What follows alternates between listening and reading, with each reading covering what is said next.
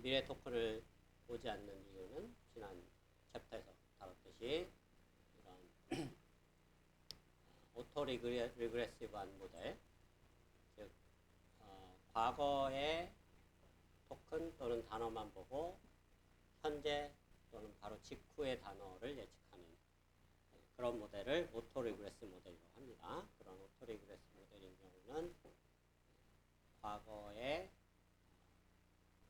그 그라운드 트루스만 이용할 수 있다라는 그런 점에서 밀접한 관련이 있다라는 설명을 했었죠. 자, 우리는 이제 트레이닝에 대해서 배웠고, 이제 오늘은 이제 인퍼런스를 어떻게 하는가를 보면 되겠습니다. 그래서 트레이닝 과정을 자세하게 이해한 사람은 이제 인퍼런스를 어떻게 해야 될 거다라는 감이 대략 올 겁니다. 근데 조금 구체적으로 들어가면 이게 사실은 어비어스하지 않은 부분들이 있습니다. 미리 요약을 하자면, 결론부터 얘기하면 인코더 부분은 인퍼런스나 트레이닝이나 거의 동일합니다. 달라지는 게 없습니다. 근데 지난 시간에도 얘기했지만, 방금 요약도 했지만, 디코더 부분은 트레이닝하고 인퍼런스가 다를 수밖에 없다. 왜? 바로 이 티처 포스이기 때문에. 즉, 트레이닝에서는 그라운드 트루스가 주어지지만 인퍼런스는 그라운드 트루스가 주어지지 않죠. 그래서 그 그라운드 트루스가 안 주어지기 때문에 인퍼런스 때는 그 그라운드 트루스를 대신할 놈을 찾아야 됩니다. 그 대신할 놈을 뭘로 쓰느냐? 바로 이전 토큰에서 발생했던 아웃풋, 그 놈을 그라운드 트루스로 쓴다라는 얘기죠. 그래서 어떻게 보면 디코더의 인퍼런스는 기본적으로 아웃풋이 인풋으로 되돌아가는 피드백이 항상 존재하는 그런 구조다. 그게 사실 오토 리그레스 모델의 정의입니다.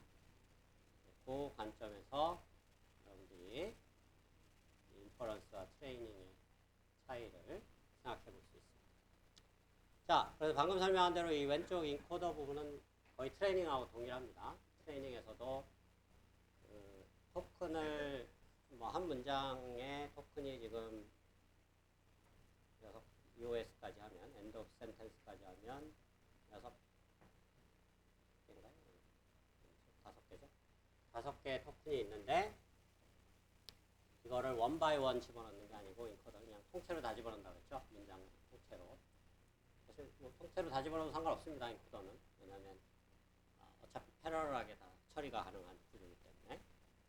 그래서 한꺼번에 쭉 처리돼서 이 처리되는 과정은 여러 번 설명했으니까 다시 반복 안 하겠습니다. 인퍼런스 때는 인코더 부분은 트레이닝과 완전히 동일하다.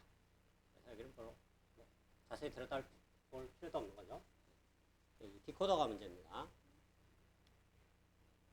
근데 이 경우에 이제 언어 번역을 하는 응용이죠.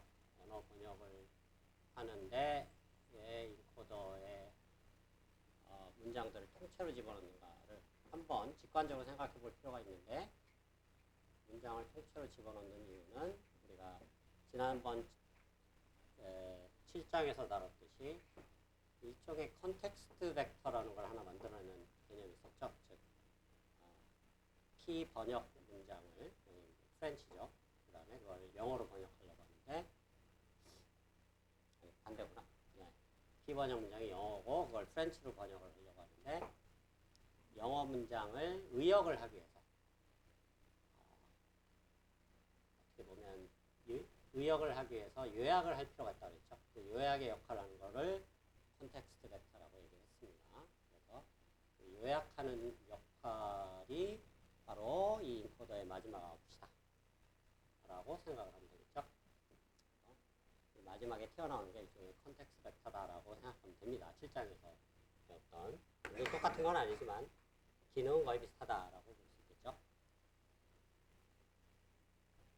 물론 이거를 문장 단위로 아니고 그냥 원 바이 원 이렇게 보낼 수도 있습니다. 근데 그렇게 되면 단어를 다른 단어로 바꿔치기 하는 직역을 하게 되는 상황이 되고, 여러분들이 직접 직접 손으로 직역을 해봐도 알겠지만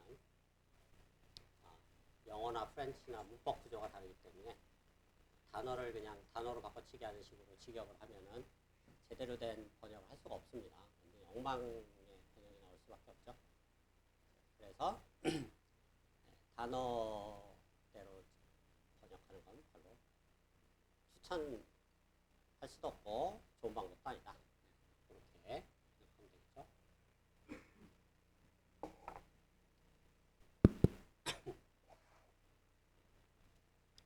자, 그래서 인코더를 한꺼번에 돌려버리는 이유는 딴 게 아니고요. 중간에 있는 어텐션 블락, 두 번째 어텐션 블락을 크로스 어텐션이라고 했죠. 그래서 인코더 쪽에서 오는 정보를 어텐션에서 반영하려고 하는 크로스 어텐션을 돌리기 위한 목적인 게 그냥 유일무이한 이유입니다. 그거 외에는 다른 이유가 없습니다. 인코더를 돌리는 이유는. 그래서 여기에 쓰기 위해서, 여기에 인풋으로 쓰기 위해서 인코더를 한번 돌린다라고 보면 되겠죠. 자, 이제 디코더로 들어가서 디코더는 기본적으로 원 바이 원 처리를 한다고 했죠. 원 토큰 바이 원 토큰. 그래서 최초에 시작할 때는 이전에 아무 토큰이 주어지를 않죠. 그래서 그냥 시작한다라는 그냥 어떤 뭐라 그러죠? 형식적인 토큰, 뭐 이런 걸 스페셜 토큰이라고 하죠. 그래서 시작한다. 스타트 오브 시퀀스라는 어떤 스페셜 토큰을 따로 만들어 놓습니다. 그래서 그거를 그냥 먼저 하나 딱 집어넣으면 셀프 어텐션에는 뭐 아무것도 없으니까 이전에 뭐 여기는 그냥 거의 아무 일 없이 무사 통과하는 건다고 보면 되겠습니다. 어텐션 할 것도 없기 때문에 그냥 그대로 통과되고, 그 다음에 이제 크로스 어텐션에서 앞에서 나온 이 5개 단어에 대해서 스타트 오브 시퀀스하고 이 영어의 it is a cat이라는 4개의 단어에 대해서 쭉 어텐션을 해보는 거죠. 그랬을 때 뭐 영어하고 프렌치가 많이 다르지만 또 공통된 부분들도 있습니다. 문법 구조적인 측면에서. 뭐 이건 뭐 모든 언어가 다 거의 동일하지만 한국어도 그렇고 항상 주어가 먼저 시작되죠. 그렇죠? 영어든 프렌치든 주어가 항상 먼저 시작이 됩니다. 그래서 어텐션을 이제 문장 시작한다라고 신호를 딱 보내면 이 디코더가 해야 될 일은 이 소스 랭귀지에서 주어에 해당하는 놈한테 이게 제대로 학습이 됐다면, 그렇죠? 제대로 학습이 됐다면 당연히 주어에 많은 어텐션을 줄 거고, 그렇죠? 이시라는 어텐션에, 그러니까 이시라는 토큰에 많은 어텐션을 줄 테고, 이세 해당하는 이제 해당하는 어떤 뭐라 그럴까 인베딩 벡터가 여기서 쭉쭉쭉 계산이 돼서 마지막 레이어까지 계산돼서 올라가서 그 이세에 해당하는 뭐 이거는 거의 의역에 직역에 가깝죠. 이시라는 것에 해당되는 프렌치는 이제 스라는 대명사가 있는데 스가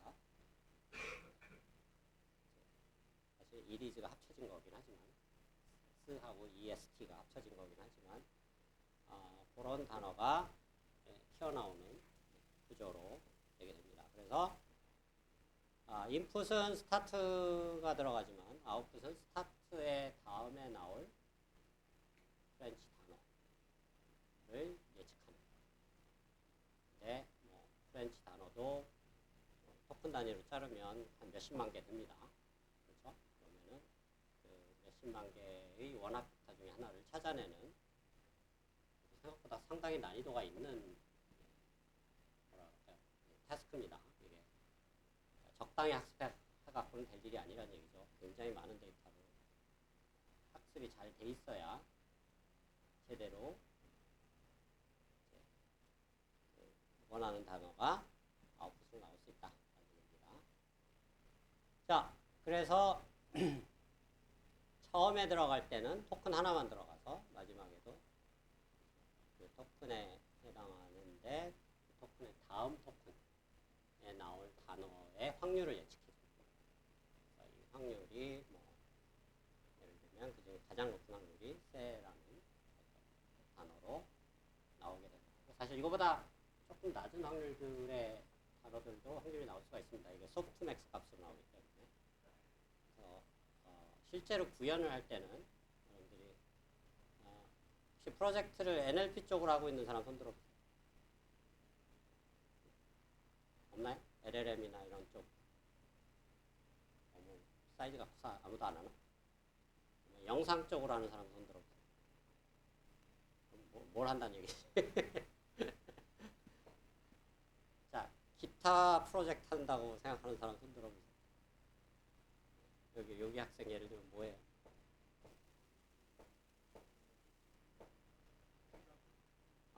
무슨 시장 데이터. 여기는 시계열 데이터. 저기 뒤에 제일 뒤에 여학생 하얀 뭐예요? 크게. 근데 아까 손 안 들어. 어쨌든 NLP 쪽은 아니었죠. 이 소프트맥스로 확률이 나오는데 이 소프트맥스 아웃 벡터가 거의 한 17만 디멘전 됩니다. 무지막지하게 큰 디멘전. 그래서 이거를 가장 높은 확률로 뽑아내도 되고, 사실은 실제로는 더 좋은 방법은 이걸 샘플링을 하는 방식으로 이게 가장 좋습니다. 무슨 얘기냐면 그 확률에 비례해서 주사위 던지기를 해서 랜덤하게 값을 뽑아내는 게 더 좋습니다. 이 랜덤하게 값을 뽑아내는 게 왜 좋을까요? 여기 학생 직관적으로 설명하면 생성형 AI 입장에서 설명해 보기 바랍니다. 상식적으로 설명할 수 있습니다.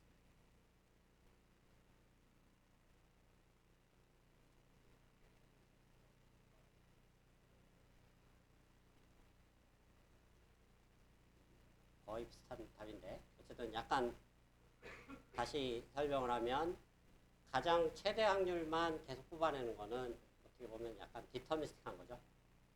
그러니까 무슨 얘기냐면 똑같은 데이터를 인퍼런스 하면 항상 똑같은 정답만 나오게 됩니다.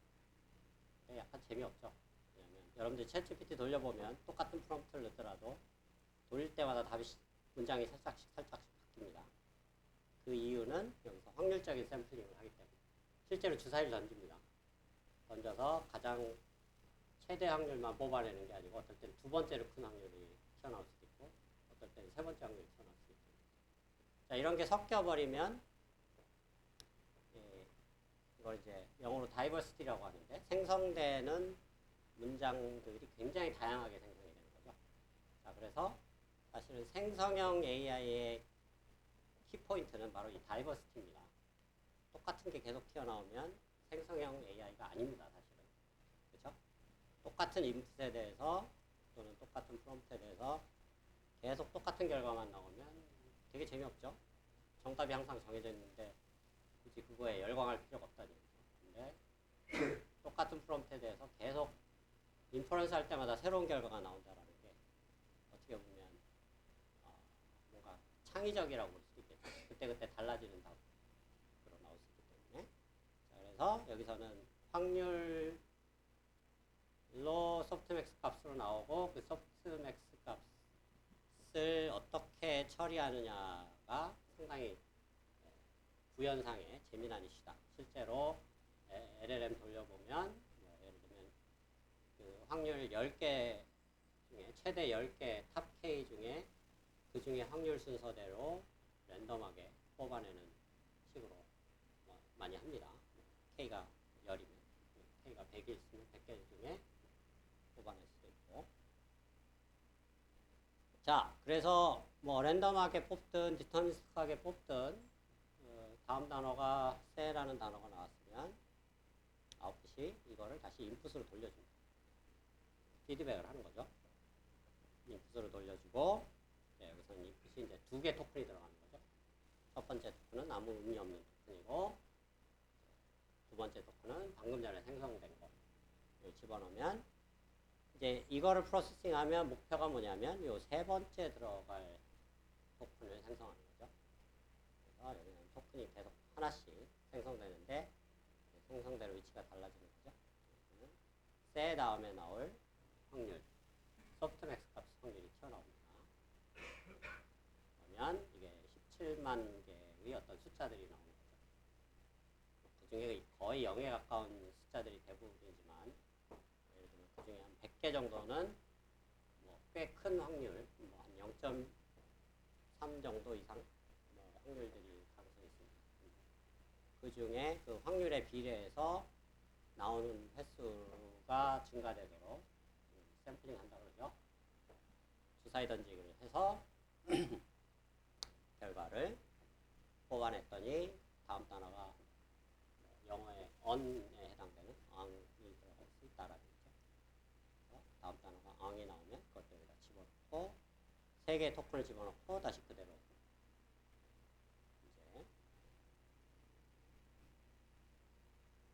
프로세싱하고 그 다음에 거기서 결과가 세 번째 아웃풋은 네 번째 토큰을 예측하는 거라고 했죠. 고양이에 해당하는 게 프렌치로 샤인데 샤를 제대로 학습이 됐다면 샤가 당연히 나와야겠죠. 샤가 나오면 그걸 또 다시 집어넣고 소스 랭귀지를 봤더니 문장이 그게 전부더라라는 걸 이제 크로스 어텐션을 해보면 여기서 번역을 끝내야겠다라는 판단을 얘가 제대로 학습이 돼 있다 그러면 하겠죠. 이런 문장들을 뭐 수천만 건을 가지고 이미 학습을 다 끝냈다고 가정을 했기 때문에 이런 예시를 이미 무지막지하게 많이 본 상태입니다. 그렇기 때문에 그런 현명한 판단을 한다는 얘기죠. 그래서 샤가 나오고 샤를 집어넣고 샤 다음에는 문장을 끝내야 된다는 걸 얘가 알아서 판단하니까 문장 끝내는 신호, 그거를 스페셜 토큰으로 쓰고 그 스페셜 토큰 중에 문장이 끝났다라는 신호가 예를 들면 이런 겁니다. End of sentence, EOS라는 어떤 그러니까 특정한 인베딩 벡터인데 미리 그냥 정해준 인베딩 벡터라는 얘기죠. 그게 튀어나오면 이제 거기서 스탑 해버리는 겁니다. 일종의 스탑 사인이라고 그러죠. 그래서 최종적으로는 5개의 토큰이 생성되고 EOS가 나오는 순간 스탑하고 끝맺음을 프로세스가 끝난다라고 보면 되겠습니다. 자, 여기서 이제 한 2-3가지의 중요한 커멘트들이 있는데요. 첫 번째는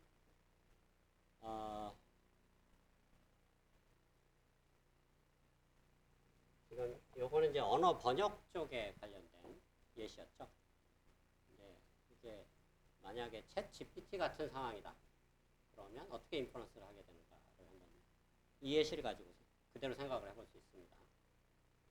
그런 예시를 별도로 만들 수 있는데 이게 어떻게 보면 가장 제너럴한 케이스고 이 중에 부분 집합이 챗 GPT가 돌아가는 방식이라고 보죠.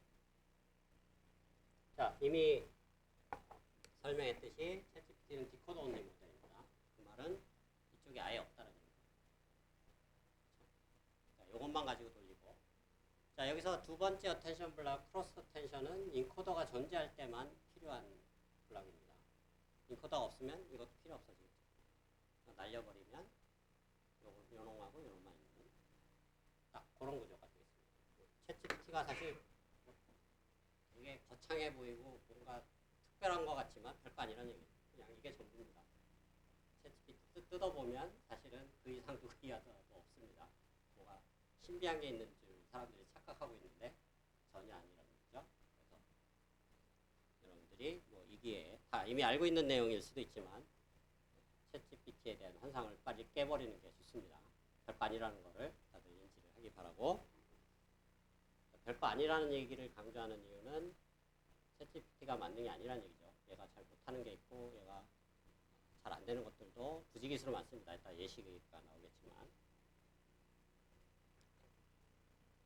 자, 그래서 뭐 구조는 이거나 똑같습니다. 사실은 이 블락이 얻는 구조가 돌아가는데 살짝 달라지는 거는 이제 인코더를 돌릴 필요가 없으니까 돌릴 필요 없고 그러면 인퍼런스 할 때 어떤 식으로 하느냐 여기에 이제 시작할 때는 그냥 스타트 한다라는 시퀀스 스페셜 토큰은 당연히 들어가고 근데 이것만 가지고는 뭔가 문장을 생성하는데 아무 정보가 없는 거죠. 왜냐하면 뭔가 참조가 될 뭔가가 있어야 이제 그런 거를 딥러닝이나 머신러닝은 컨디션이라고 합니다. 컨디셔닝이 될 무슨 정보가 있어야 그걸 바탕으로 거기에 해당하는 문장을 만들어낼 텐데 아무것도 없이 그냥 뭐 문장을 만들어봐. 그러면 뭐 문장을 만들 수 있습니다. 근데 우리가 의도하는 문장을 만들 수 없고 그냥 아무 말 대잔치가 되는 상황이 벌어지는 거죠. 챗GPT 보고 프롬프트 안 주고 아무 말이나 해보세요라고 하면 정말로 아무 말이나 합니다. 뭐 오늘 날씨가 좋았다. 아니면 뭐 예를 들면 어제는 무슨 어디 중동에서 무슨 전쟁이 일어났었다. 뭐 이런 그냥 전혀 관심도 없는 이상한 말들을 짓거려대기 시작합니다.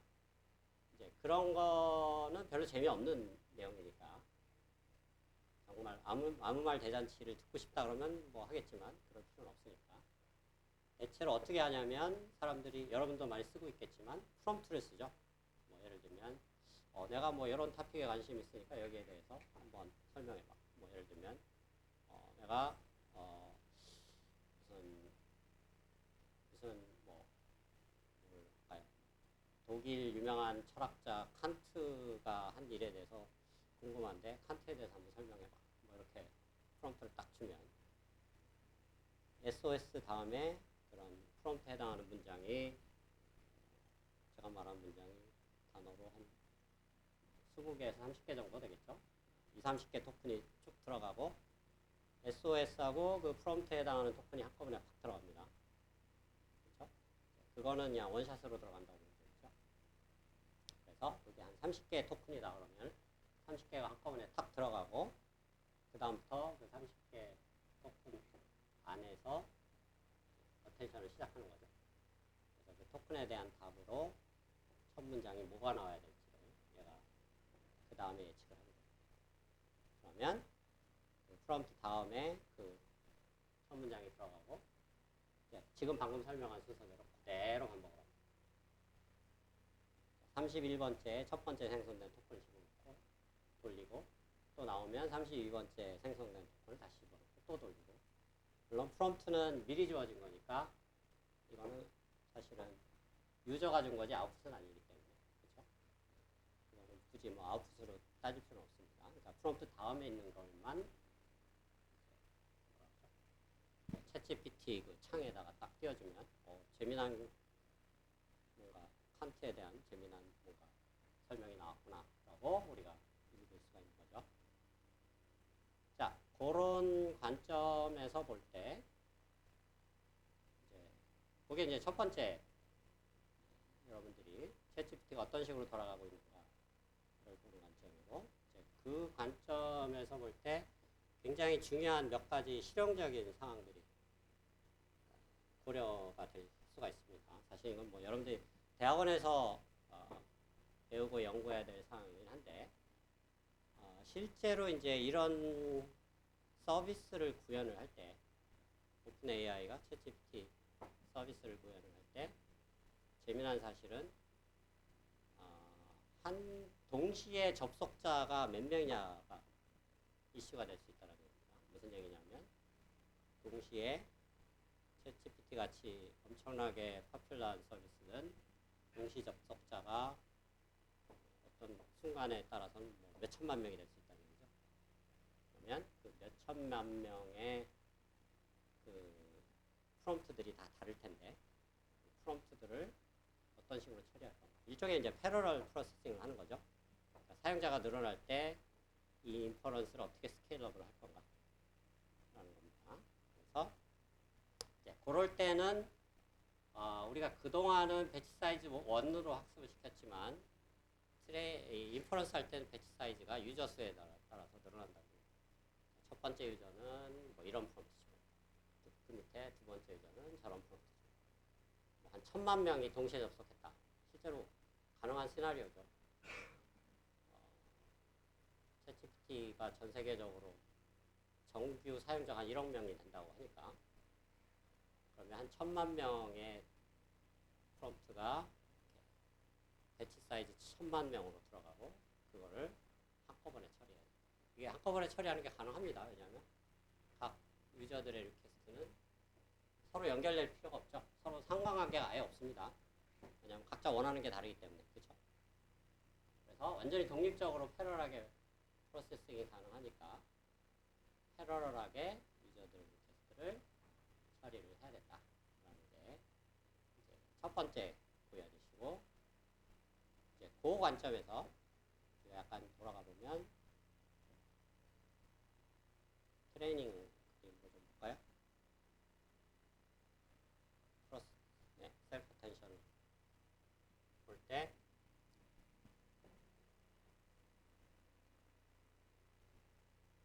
이게 이제 트레이닝 그림이긴 하지만 인퍼런스 상황으로도 해석해 볼 수 있습니다. 무슨 얘기냐면 첫 번째 토큰에서의 인퍼런스 상황은 첫 번째 행위에 해당되고, 그렇죠? 두 번째 토큰에 대한 인퍼런스 상황은 두 번째 토큰에 해당되고, 세 번째는 세 번째에 해당되고, 네 번째는 네 번째. 그렇죠? 근데 아주 재미난 사실은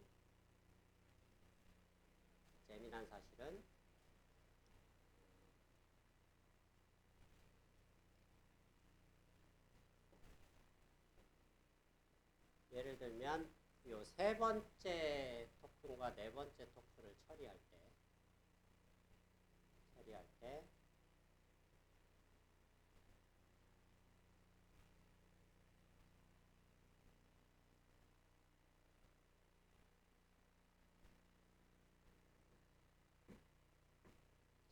때 필요한 정보들이 뭐가 있는가 생각을 해보면, 세 번째는 엉이라는 토큰이고 네 번째는 샤라는 토큰인데, 얘가 어텐션을 하려면 내적을 계산해야 된다. 그렇죠?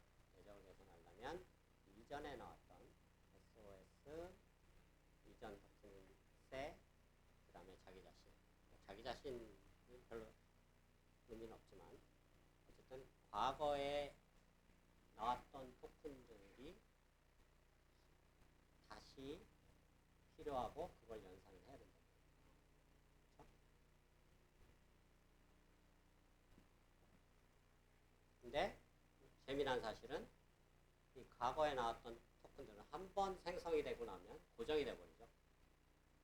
현재 토큰 나오고 다음 토큰 나올 때, 또는 다다음 토큰 나올 때 앞에 나왔던 토큰들이 바뀌는 일이 없습니다. 여러분들 챗GPT를 써봐서도 알겠지만, 그 말은 한 번 생성된 토큰들은 고정된 건데 그게 계속 반복해서 연산에 사용된다는 얘기죠. 이게 이제 여러분들 대학원에 가면 다뤄야 되는 이슈긴 하지만은 이게 엄청난 버든이 될 수 있다는 거예요. 무슨 얘기냐면 여기서는 행렬이 기껏해야 4x4지만 이 문장의 길이가 최근 LLM에서는 엄청나게 커졌습니다. 뭐 컨텍스트 랭스라고 하는데, 문장을 처리할 수 있는 길이가 거의 한 10만 토큰 이상, 10만 단어 이상, 그러니까 거의 뭐 책 한 권 수준으로 들어갈 수 있다는 얘기입니다.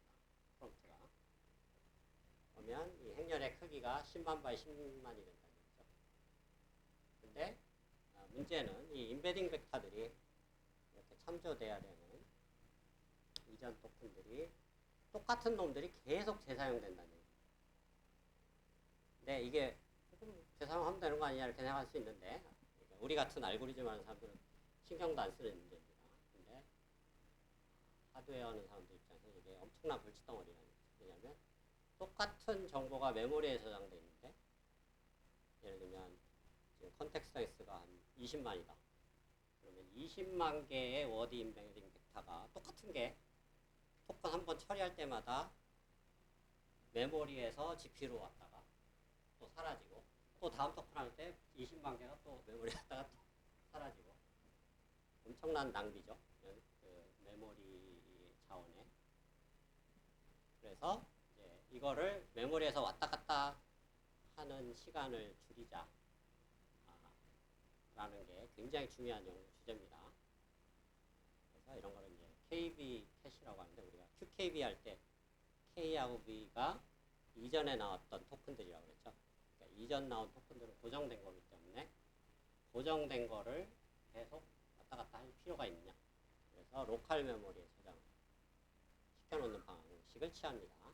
그냥 메모리가 아니고, 그러니까 GPU에 가까운 캐시라고 하고 요거를 잘 매니지하는 게 굉장히 중요한 이슈가 됩니다. 근데 이게 왜 중요하냐면 싱글 유저만 처리할 때는 그래도 핸들링이 가능합니다. 이게 한 10만 바이 10만 행렬이라도 유저가 한 명 있으면 그냥 처리하면 되지. 뭐 메모리 왔다 갔다 해도 큰 부담이 없는데 예를 들어 1000만 명이 동시에 접속을 했다. 그러면 이런 10만 바이 10만 행렬이 이 앞으로 1000만 개가 더 있다는 얘기죠. 3D 텐서라는 얘기죠. 그러면 여러분이 상상을 해보면 20만 개의 토큰이 토큰마다 왔다 갔다 메모리에서 GPU로 왔다 갔다 하는데 그게 1000만 명이 접속돼 있으면 1000만 배로 또 왔다 갔다 해야 된다. 그러면 어떤 일이 벌어지냐? GPU가 터져버립니다. 열이 나서.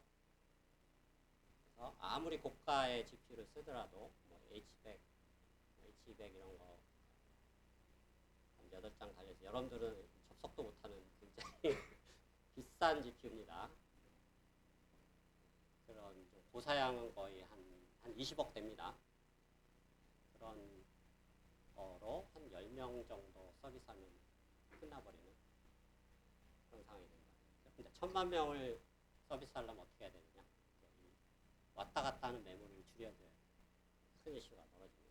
그래서 이제 뭐 약간 서비스에 관한 문제긴 한데 상용화 관련된 대규모로 인퍼런스를 할 때 대규모 사용자와 그 다음에 이 토큰들이 이전에 나왔던 토큰들은 고정된 건데 이거를 계속 왔다 갔다 할 필요가 있느냐에 대한 이슈가 어떻게 보면 산업계에선 가장 중요한 이슈입니다. 그래서 실제로 뭐 오픈 AI나 구글이나 메타나 사실은 가장 핵심적으로 뭐라 그럴까요? 기술을 최적화하고 개발하려는 분야가 바로 이 메모리를 줄이는 이 분야입니다. 이쪽에 관련된 연구를 하는 사람들이 가장 여러분도 상상하겠지만 가장 인기고 연봉도 엄청나게 많이 받습니다. 여러분들이 상상하는 거에 한 100배는 받습니다. 그러니까 이 수업을 들으면 돈 많이 버는 법을 가르쳐준다 했죠. 지난번에 센티먼털 애널리시스 얘기했지만 KB 캐시 쪽이 사실은 학부 수준에 다룰 일은 아니지만 이거 실제로 서비스라는 인더스트리 입장에서는 사실은 제일 중요한 이슈라는 얘기죠. 왜냐하면 아까도 얘기했지만 알고리즘은 별거 없습니다. 챗GPT의 구조가 그냥 이게 전부입니다. 그 이상도 그 이하도 아니라는 얘기죠. 근데 그 안에서 왔다 갔다 하는 이 데이터들을 어떻게 잘 핸들링 할 거냐 라는 게 중요한 이슈고, 자, 이게 또 엄청나게 우리나라한테도 중요한 이슈가 됐죠. 최근에 우리 팔로우업을 하고 있는지 모르겠지만 최근에 삼성전자하고 SK 하이닉스가 완전히 상황 역전된 거 들은 바 있나요? 혹시 들은 학생들 있나요? 뉴스로? 여기 학생 알고 있나요? 여기 학생은 알고 있나요? 네? 아니 그런 거 말고 이전에 아는 학생 얘기해보세요.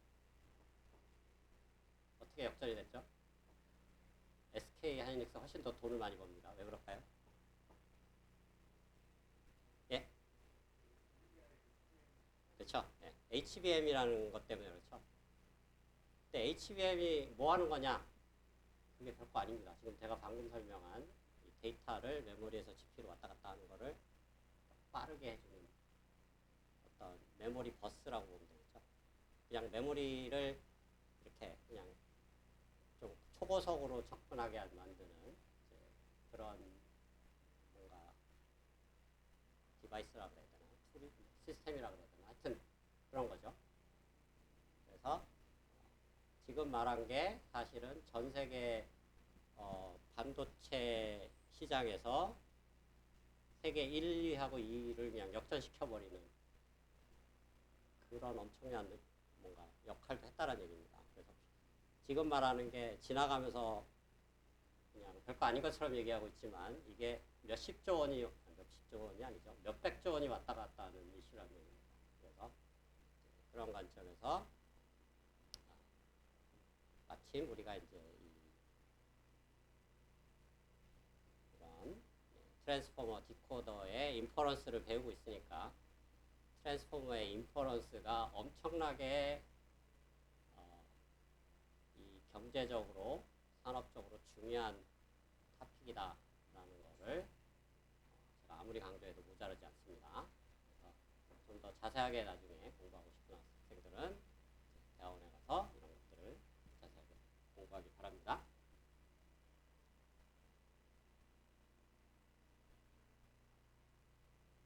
자, 그러면 이제 중요한 얘기는 다 끝났고, 트랜스포머에 대해서 다 배웠고, 챗GPT가 어떻게 돌아가고 있는지 여러분들이 거의 그냥 99%다 안 겁니다, 사실은. 그래서 사실은 원한다면 여러분들도 챗GPT를 만들 수 있다. 이론적으로는. 그런 얘기죠. 그래서 한번 다들 꿈을 키워보기 바랍니다. 자, 그러면 이제 그 챗GPT가 나오기 전까지 어떻게 이 분야가 NLP 분야가 지난 길면 길다고 봐도 되고 너무 짧은 기간이긴 한데 지난 한 5년간 어떻게 발전했는가. 그냥 지난 5년간의 이 모든 일들이 다 벌어진 겁니다. 트랜스포머 나온 다음에. 트랜스포머가 2017년이었네요. 논문이. 돌아가 보면 네, 2017년이네요. 8년 지났죠. 8년 사이에 엄청난 일들이 벌어졌다는 얘기죠. 그래서 챗GPT가 나온 지 한 4, 5년 됐으니까 2020년, 2017년 이후 한 3년에서 5년 사이에 어떤 일이 있었는가. 그런 일들이 있었기 때문에 챗GPT가 나올 수 있었다는 얘기입니다. 그런 얘기들을 해보도록 하겠습니다.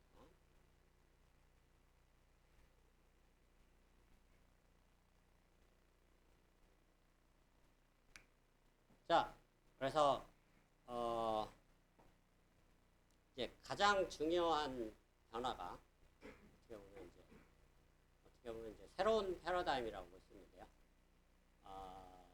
5년 전하고 5년 전 이후하고 딥러닝에 대한 학습 방법론이 패러다임이 완전히 바뀌었습니다.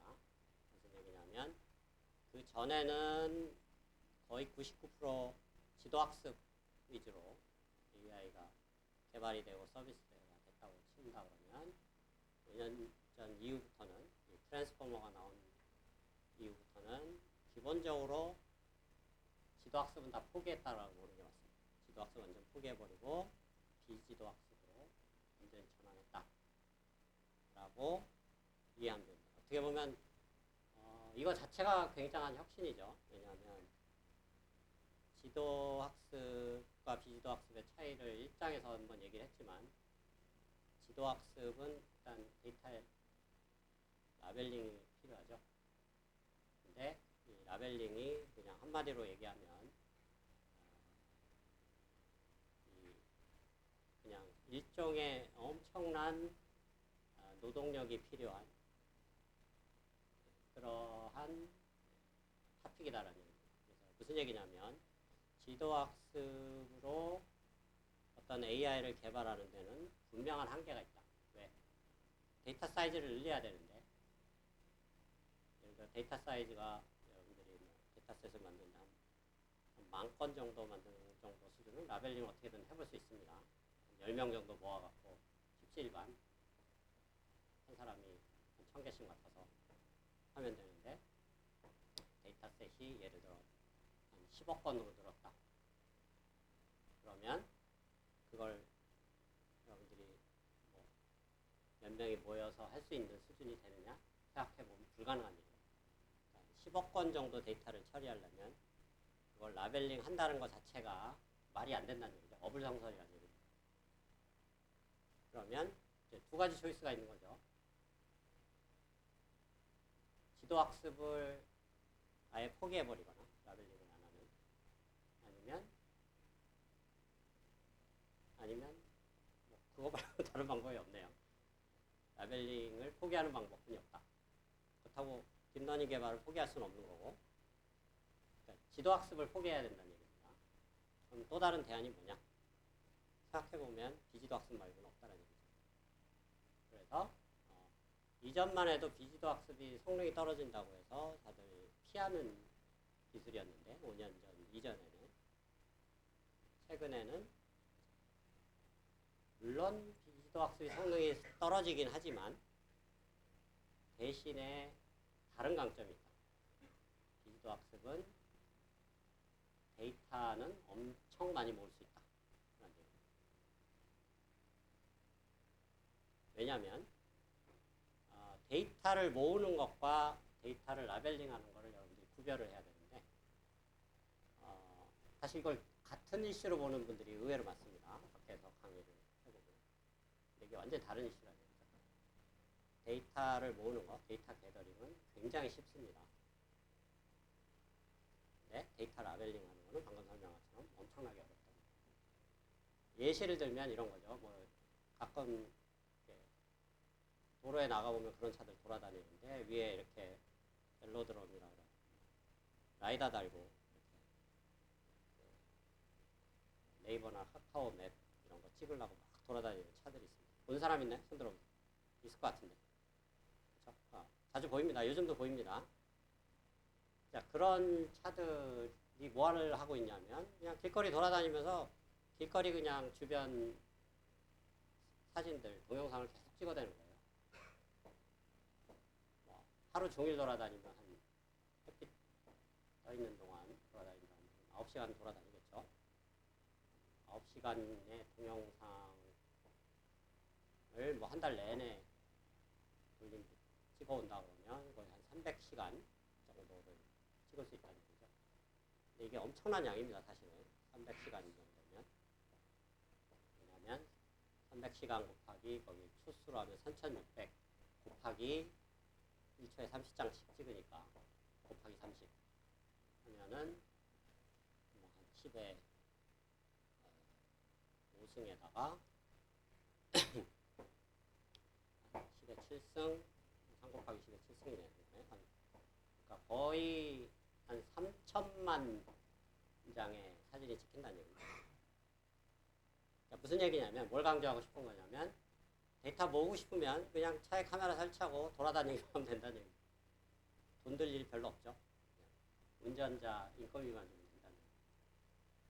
근데 이걸 라벨링을 한다고 생각해 보십시오. 그 3천만 장의 사진을 사람들한테 일일이 갖다 배포해 갖고 지금 찍힌 이 사진의 신호등이 빨간색인지 녹색인지 노란색인지 태깅해라. 또는 여기에 있는 스탑 사인이 있는지 없는지, 여기 아니면 여기 뭐 스피드 리밋이 얼마인지 이거를 다 태깅해라. 그러면 3천만 장을 태깅하려고 그러면 한 연인원 10,000명을 동원하더라도 엄청난 시간이 걸린다는 얘기죠. 그렇죠? 그러면 한 10,000명이 한 1,000장 정도를 처리해야 되는데 거의 몇 달이 걸릴 수 있다는 얘기죠. 인건비만 생각해보면 몇십억이 들어갈 수 있다는 얘기죠. 자, 그래서 이렇게 얘기가 길어졌지만 데이터를 많이 모으는 건 쉽다. 근데 데이터를 라벨링하는 건 진짜 어렵다. 그게 가장 중요한 메시지입니다. 자, 그게 팩트라고 한다면 당연한 팩트죠. 이거는 부정할 사람이 아무도 없습니다. 그렇죠? 상식이고 팩트입니다. 그렇다 그러면 방향 전환을 해야 될 시점이 됐다는 얘기죠. 그게 이제 5년 전에 일어났다. 라벨링이 필요한 비용과 시간이 많이 드는 지도학습을 포기하는 게 맞다. 비지도학습으로 가자. 대신에 데이터는 엄청나게 많이 때려놓자.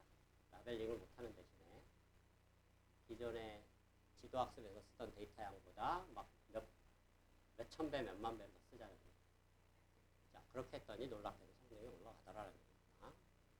그래서 비지도 학습으로 1차 학습을 시켜놓고 그 다음에 이거는 이제 어떻게 보면 다양한 태스크에 공용으로 쓸 수 있는 일종의 멀티태스크를 위한 비지도 학습입니다. 그 다음에 어떤 특정 태스크에 대해서 예를 들면 아까 말한 자동차 영상을 친다 그러면 신호등의 색깔만 구별하는 그런 태스크를 하려면 거기에 대한 라벨링만 별도로 한 10,000장 정도만 해서 3,000만 장 중에서 10,000장 정도 1000분의 1 정도 3000분의 1 정도죠. 그걸 가지고 추가 학습을 하는 방향으로 가자. 그래서 항상 이렇게 2스테이지로 학습을 진행합니다. 그러니까 지도 학습을 완전히 포기한 건 아니죠. 추가 학습하는 걸 이제 파인 튜닝이라고 하는데 각 개별 타스크별로 별도의 약간의 데이터만 추가해서 성능을 끌어올리는 이런 전략을 쓰기 시작한 겁니다. 자, 이런 전략이 사실은 챗GPT 탄생에 가장 중요한 어떤 보이지 않는 기여를 했다라고 볼 수가 있습니다. 자, 그래서 이제 챗GPT의 뭐라 그럴까 약간 증조 또는 고조 할아버지 뻘 되는 것이 버트라는 겁니다. 최초의 비지도 학습으로 트랜스포머를 학습시킨 즉 언어 데이터를 라벨링 하려면 답이 없습니다. 정말로 엄청난 시간과 노력이 들어가는데 그럼 정답 없이 그냥 언어 데이터를 학습을 하자. 어떻게 학습을 하느냐 좀 이따 설명하는 방식으로 비지도 학습으로 미리 학습을 시켜놓는 모델 이게 버트고 방금 전에 배운 트랜스포머가 인코더 디코더가 다 있다고 했죠. 요놈은 특이하게 옛날 모델이라 그렇긴 한데 인코더 쪽만 학습한 거예요. 그래서 인코더 온리 모델이 되겠습니다.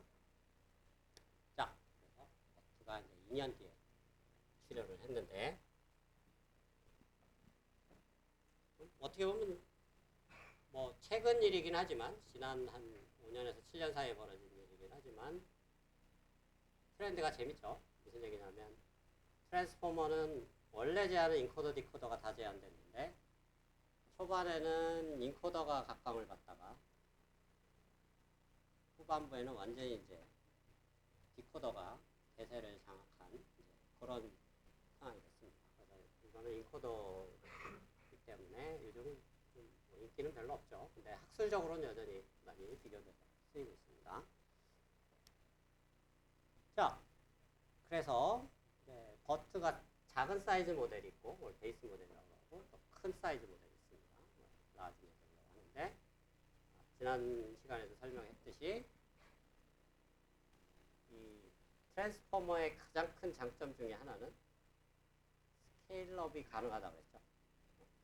단순하게 블락 쌓기, 약간 레고 블락 쌓듯이 레고 블락을 툭툭툭 쌓기만 하면 저절로 큰 모델이 만들어지고 몇 개 없애버리면 작은 모델이 만들어지고 그래서 레고 블락을 트랜스포머 블락을 12개만 쌓으면 작은 모델이 되고 24개 쌓으면 큰 모델이 된다. 얘기입니다.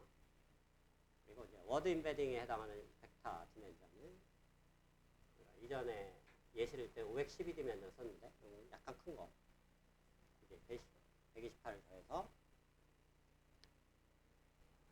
아니다 128은 아니다 256이네요. 네, 256을 더해서 768 디멘전 큰 모델은 1024디멘전 2배죠. 912에 그래서 대체로 챗GPT 같은 경우도 사실 뭐 이 범위입니다.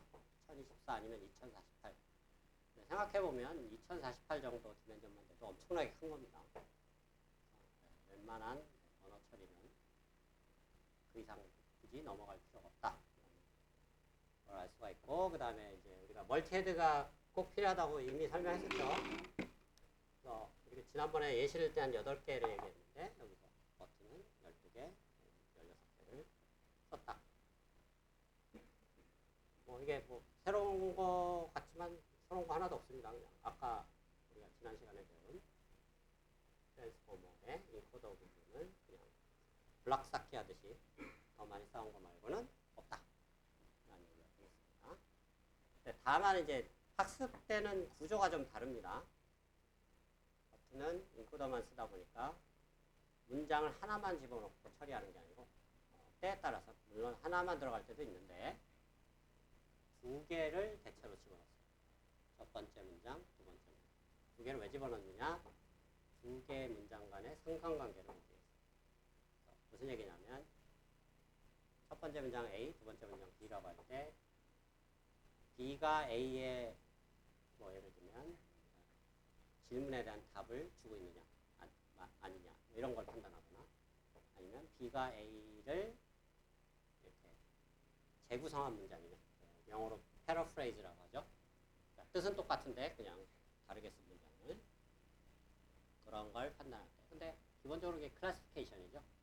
기냐 아니냐만 판단하는 거니까 클래시피케이션 헤드를 또 마지막에 512디멘전 또는 뭐 이런 거 같은 1024디멘전의 어떤 최종 결과물이 나오는데 그것들을 마지막에 FCN 레이어 하나 붙여갖고 그냥 시그모이드 하나 붙이면 바로 이런 클래시피케이션 만들 수 있겠죠. 마지막에 플리 커넥트 레이어를 각 이런 토큰별로 하나씩 붙였다라고 생각해도 됩니다. 그래서 기본적으로 일반적으로 두 개의 문장이 들어가서 두 개의 문장이 관련되느냐 관련 안 되느냐를 기냐 아니냐를 판단하는 것을 첫 번째 토큰의 아웃풋을 뽑아내거나 아니면 기타 다른 거를 하게 됩니다.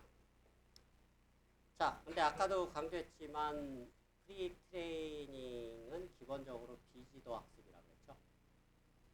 라벨이 없다 그랬습니다. 그러면 한 문장이 들어가는 경우 두 번째 문장 없다고 치고 그냥 전체 토큰이 다 한 문장이라고 칩시다. 한 문장을 다 통째로 집어넣고 학습을 시키는데 라벨이 없으니까 이거 어떻게 학습을 시키지? 왜냐하면 여러분들 생각해보면 SGD를 하려면 로스 펑션이 필요하고 로스 펑션을 계산하려면 라벨이 필요한데 그라운드 트루스가 필요한데 라벨이 없네요. 이걸 어떻게 학습시키지 고민이 되죠. 근데 굉장히 단순하면서 기발한 방법은 뭐냐? 이 들어가는 문장의 일부를 지워버리고 뭐 예를 들어 I am a boy라는 문장이 있으면 M을 지워버리고 근데 M 두 번째 토큰 지웠으니까 I, a boy만 가지고 중간에 있는 놈을 알아맞혀봐 라는 식으로 학습을 시킨다. 그래서 이게 어서 많이 본 듯한 개념이죠. 이 워드 인베딩 할 때, 워드 투백 할 때 비슷한 개념이 있었어요. 뭐죠?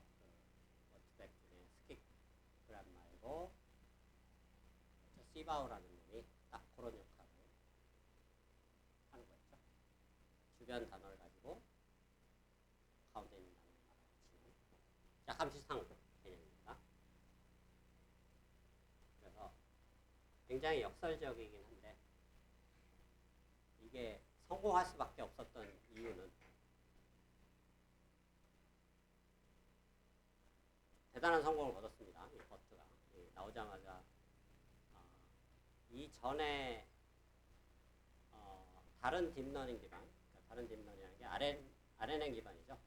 RNN 기반의 모든 테크닉들을 다 그냥 눌러 이겨버렸어요.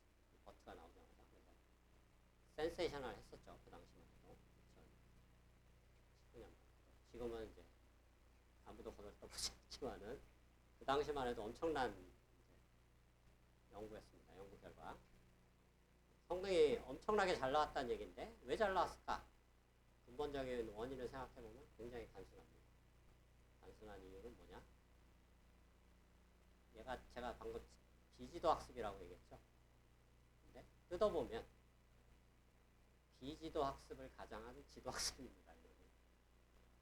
왜냐하면 원래 문장의 하나를 지운 거는 지운 사람이 이미 답을 알고 있죠. 그걸로 라벨을 쓰겠다라는 얘기예요. 그러니까 형식적으로는 비지도 학습이 맞지만 라벨링을 따로 안 했으니까 그러니까 실제 학습할 때는 지도 학습을 학습한다는 얘기예요. 그래서 약간 말장난처럼 들리지만 이게 팩트입니다. 현대적인 모든 AI, 챗GPT까지 포함해서 모든 AI들은 비지도 학습을 가장한 지도 학습을 했기 때문에 성공할 수밖에 없었다. 사실 이런 아주 기본적이고 상식적인 방법을 안 했다 그러면 버트라는 이런 기법 다 실패했을 겁니다. 그래서 굉장히 역설적인 얘기긴 하죠. 무슨 얘기냐면 비지도 학습을 하더라도 여전히 지도 학습적인 방법론을 써야 된다는 얘기입니다. 한마디로. 자, 두 개가 뗄래야 뗄 수 없는 관계다 라는 걸 또 여기서 다시 한번 확인할 수가 있겠죠. 자, 그래서 방금 설명한 게 바로 이런 예시입니다. 이런 걸 마스킹이라고 하죠. 우리가 이미 어텐션에서 마스킹을 배웠죠. 뭘 지우는 거를. 학습 데이터가 주어지면 이런 게 몇천만 건의 문장이 주어졌다. 그러면 이거를 비지도 학습을 가정한 지도 학습으로 학습시키기 위해서는 일부를 지우고 지운 놈은 우리가 정답이 뭔지 아니까 그걸 라벨로 쓰겠다는 얘기죠.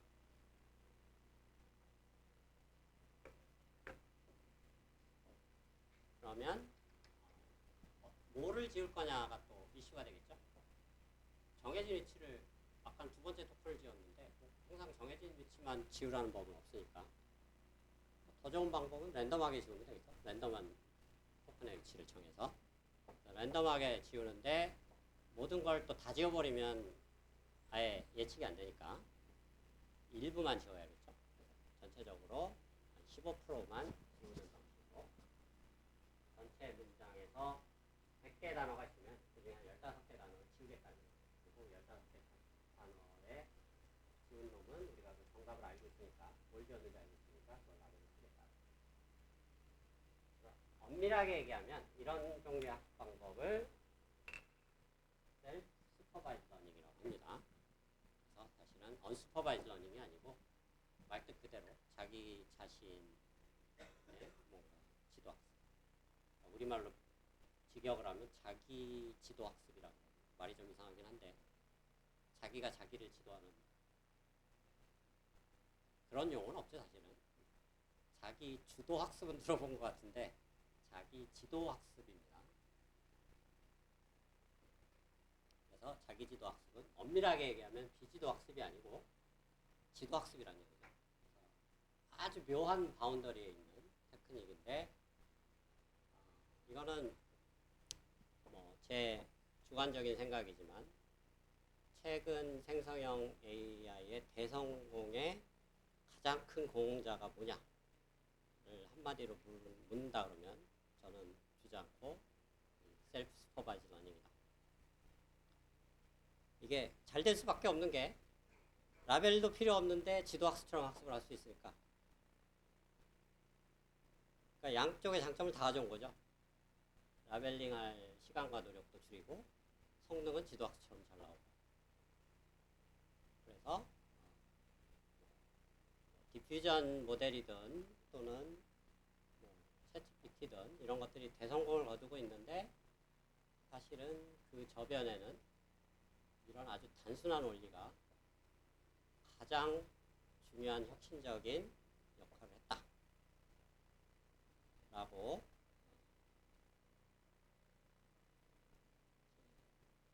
얘기할 수 있고, 사실은 어떻게 보면 이게 제 주관적인 생각이 아니고 이건 뭐 객관적인 팩트라고 봐도 상관없습니다. 왜냐하면 셀프 슈퍼바이저를 안 쓰면 이런 것들이 다 무너져 버릴 테니까. 그래서 우리가 이제 다음 챕터는 아예 그냥 셀프 슈퍼바이즈 러닝에 대해서 집중적으로 다루게. 왜냐하면 셀프 슈퍼바이즈 러닝이 이렇게 좋다 그러면 이거에 대해서 안 배울 수가 없는 거죠, 우리가. 이런 방식 말고도 굉장히 다양한 셀프 슈퍼바이즈 러닝들이 현재 시점에서도 온고잉 하면서 많은 사람들이 연구를 하고 있습니다. 여러분들이 앞으로 이쪽을 전공하거나 대학원을 가서 공부할 사람들은 셀프 슈퍼바이즈 러닝이 미래의 대세다라는 것도 한번 염두에 두고 있는 것도 좋을 것 같습니다. 자, 그래서 디테일이긴 한데 15% 토큰을 지운다 그랬죠. 지우는데 사실은 그 중에 12%만 확실히 지우고 나머지 3%는 또 이상한 짓을 합니다. 나머지 3% 12%는 완전히 지워버리고 나머지 3%는 그 중에 반은 1.5%는 원래 단어를 그대로 놔두고 그 다음에 또 나머지 반 1.5%는 랜덤하게 다른 단어로 바꿔치기 해버려요. 아예 뭐라 그럴까 지워버리는 게 아니고 아예 다른 단어로 들어가게 해서 좀 말도 안 되는 문장이 되게 해서 이런 식으로 하면 단순한 마스킹보다 훨씬 더 학습하는 난이도가 올라가겠죠. 근데 이게 예측이 가능한 이유는 문장 자체가 다른 단어로 바꿔버리면 예를 들어 M을 지웠는데 I, a boy의 M 대신에 뭐 예를 들면 beautiful 이런 단어를 바꿔치기 해버리면 I beautiful a boy 이렇게 돼서 말이 안 되는 문장이 나와버리죠. 그런 거를 자동적으로 학습하면서 캐치하라는 얘기예요. 이게 말이 안 되는 문장이라는 거를 딥러닝이 알아서 학습시키라는 목적인 거죠. 원래 단어를 그대로 두는 이유는 뭔가 원래 단어에 대한 바이어스를 주기 위해서. 이게 바이어스라는 게 뭐냐면 가능하면 정답을 뽑을 때 원래 단어에 가까운 단어를 뽑아내라. M을 지웠으면 M하고 비슷한 단어를 뽑아내지 말고 그냥 M 자체를 뽑아내라 이 얘기입니다. 그래서 이걸 여러 다른 문장에 적용하면 이제 이런 원래 단어에 조금 더 선호하게 되는 방향으로 학습을 시킬 수 있다. 디테일이긴 하지만 그렇게 할 수가 있습니다. 그래서 한 문장이 들어가고 각 문장에서 지워진 부분, 만약에 n번째 문장이 지워졌다 그러면 여기에만 그 아웃풋이 튀어나오고 나머지는 아웃풋이 안 나오고 그러니까 지워진 위치에서만 아웃풋이 나오고 이걸 매스크된 위치라고 하죠. 매스크 위치에서만 튀어나오고 아까 여기 클래시피케이션 하는 헤드가 있다는데 이건 이 경우는 안 쓰면 되는 거죠. 무시해버립니다. 그런 형태로 할 수가 있습니다. 그래서 이런 식으로 세 번째 투표를 쳤을 때 그거를 예측하는 형태로 할 수 있다. 라는 얘기고 버트가 이제 이렇게 두 가지 종류의 학습 방법으로 학습을 했는데 방금 설명한 게 첫 번째 종류 매스킹하는 방법 15% 단어를 지워버리는 거죠. 두 번째 학습 방법은 조금 더 복잡한 겁니다. 아까는 이제 한 문장만 가지고 학습을 하는 건데 나중에 좀 뭐 다음 페이지에 설명을 하겠지만 NLP 관련된 아주 표준적인 데이터셋들이 공개된 것들이 많이 있습니다. 그 중에 보면 두 문장을 비교해서 어떤 판단을 하는 태스크들이 많이 있습니다. 방금 얘기한 것처럼 뭐 B가 A의 패러프레이즈냐 아니냐, 뭐 B가 A의 질문에 대한 답을 가지고 있느냐 안 가지고 있느냐 뭐 이런 두 문장이 꼭 필요한 그런 태스크들이 있다는 얘기죠. 아니면 A라는 문장을 서머리한 걸 B라고 볼 수도 있는 거죠.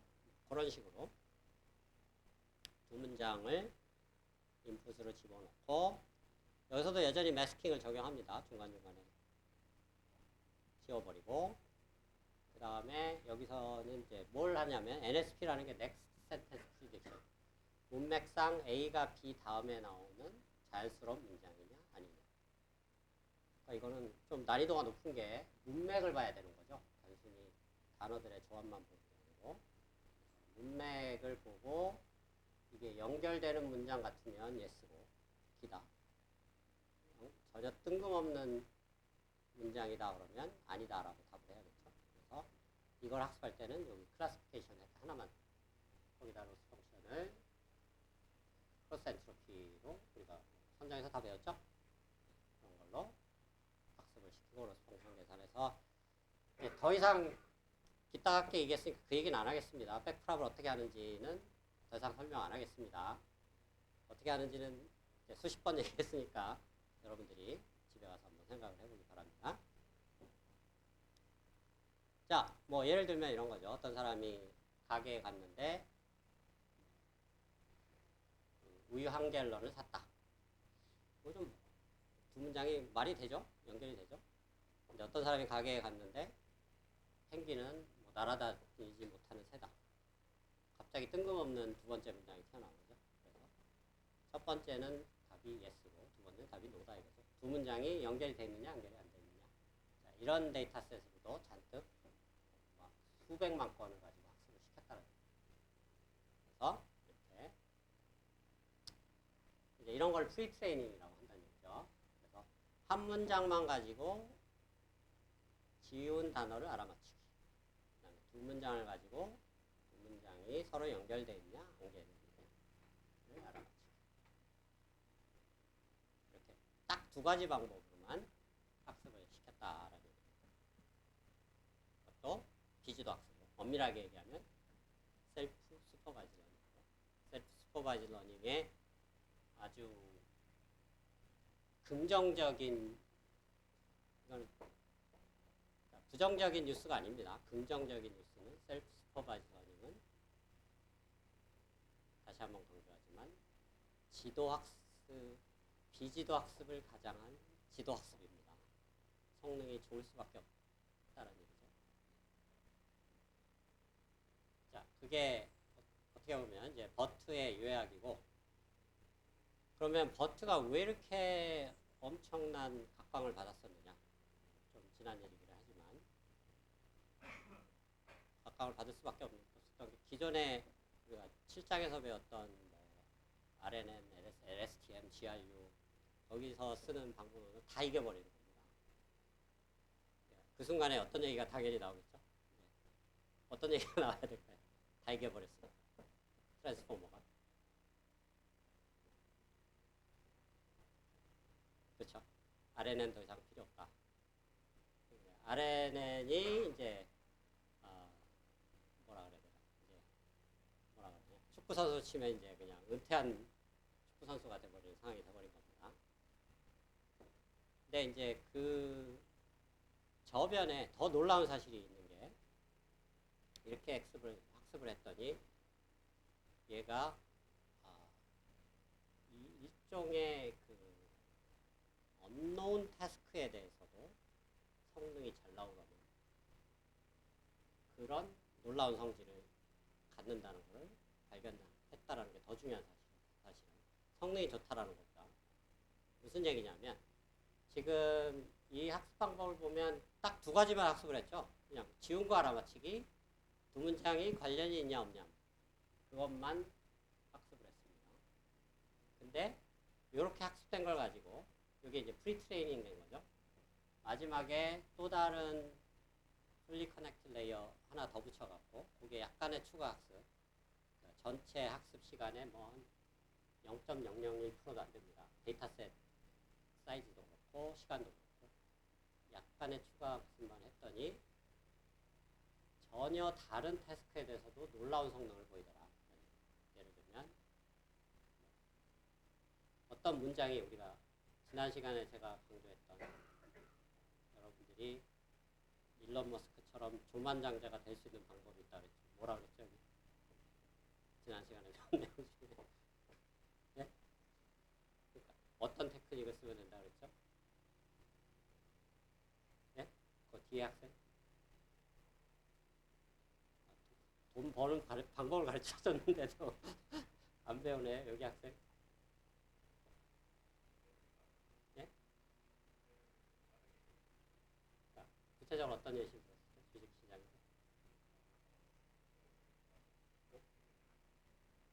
그렇죠? 어떤 뉴스를 순식간에 긍정적인 뉴스인지 부정적인 뉴스인지를 판단하면 떼돈 본다 그랬죠?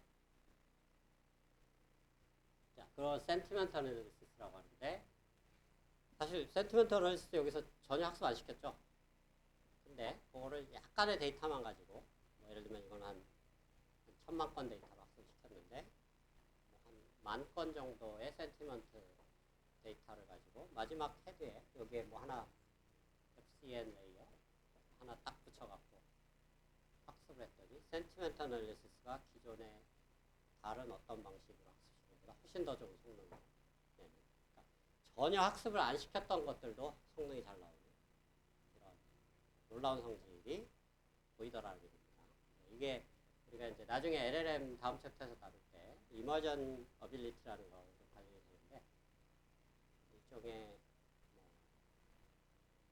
멀티타스크 러닝이라고 봐도 됩니다. 무슨 얘기냐면 여러 개의 타스크인데 뭐 그 중에 한 부분집합만 학습을 시켰는데 나머지 타스크들도 성능이 인퍼런스 때 잘 나오고, 그러니까 전혀 학습한 적이 없는데도 그런 놀라운 성질이, 생각해보면 굉장히 놀라운 일입니다. 무슨 얘기냐면, 비유를 하자면 뭐 고3 학생이 수학이 자신이 없어서 수포를 했는데, 공부를 아예 안 했는데, 물리하고 화학만 공부했는데, 물리학만 공부를 했는데 수학 점수가 잘 나오는, 말도 안 되는 상황이 벌어지는 거죠. 네, 그런 놀라운 일이 실제로 벌어졌다는 얘기죠. 그래서 버트가 어떻게 보면 이 전체 트렌드를 바꾸는 가장 중요한 역할을 했다. 사실은 아까 챗GPT의 고조 할아버지라고 하는 이유는 이 전체 패러다임 시프트에 가장 중요한 역할을 했기 때문에. 그러니까 이런 프리트레이닝 플러스 파인튜닝으로 이제 전체 AI 학계와 산업계가 통째로 다 뒤바뀌는 가장 중요한 계기가 바로 이 버트라는, 지금은 아무도 안 쓰지만 그런 의미에서 나중에 이제 과학사를 연구하는 사람들 입장에서 이제 엄청나게 중요한 기여를 한 알고리즘입니다. 즉 버트가 없었다면 챗GPT도 존재할 수 없다는 얘기입니다. 그런 의미에서 이 알고리즘들을 리스펙트 해야 된다는 얘기죠. 자, 그래서 방금 멀티태스크 얘기했는데 딱 두 가지만 테스트를 했는데 이런 다른 수많은 태스크, 9개 하고 뒤에 뭐 2개 정도 더, 한 11개 태스크에 대해서 추가적인 약간의 데이터만 가지고 학습을 했더니 놀라운 성능을 보이더라는 얘기입니다. 이게 더 어떻게 보면 더 혁신적인 거라는 거죠. 자, 이런 관점에서 프리트레이닝은 아주 간단한 태스크에 대해서 학습하고 복잡한 태스크는 파인튜닝을 해서 가는 게 정답이고 대세다 라고 확정지은 가장 중요한 기술이 버트가 되겠습니다. 그래서 여전히 학계에서는 버트가 그런 중요한 역할을 했고 하고 있기 때문에 여전히 많은 비교 대상에 쓰이고 있습니다. 실제로 저희 연구실에서도 뭐 예를 들면 트랜스포머의 구조를 바꾸는 뭐 그런 연구를 하고 있는데 버트에다 적용했더니 성능이 얼마큼 개선되더라, 뭐 이런 논문이 최근에 NLP 학회 중에도 유명한 EMNLP 이런 데 저희 연구실에서 발표를 했었는데, 뭐 어쨌든 여전히 비교 대상으로 굉장히 중요하게 쓰이고 있다는 거죠. 그래서 이런 타스크들이 두 개의 센텐스를 비교하는 거, 뭐 센티멘트 애널리시스처럼 하나의 문장에 긍정, 부정을 찾아내는 거, 그 다음에 두 문장이 있는데 첫 번째 문장은 질문이고 두 번째 문장은 답이고, 근데 이 답이 굉장히 긴 문장인데 어디서부터 어디 시작해서 어디서 끝나나를 시작과 끝점을 알려줍니다. 이런 식으로. 그리고 한 문장에 예를 들면 문법적인 요소, 뭐 I am 보이면 I는 주어, am은 동사, 어는 아티클, 보이는 뭐라 그러죠? 보라고. 하여튼 그런 식으로 문법 구성 요소를 표현해주는 뭐 이런 전혀 학습이 안 된 태스크죠. 이런 거에도 그냥 기존에 있었던 모든 방식을 다 무찔러 버렸다는 거예요. 그래서 이와 같이 unsupervised learning, 엄밀하게 얘기하면 self-supervised learning이 완전 대세가 된 가장 중요한 계기가 됐다 라고 이제 요약을 하고, 아까 여기에 스웨그라는 거, 패션에서 이런 것들도 있습니다. 오늘 강의를 마치도록 하겠습니다.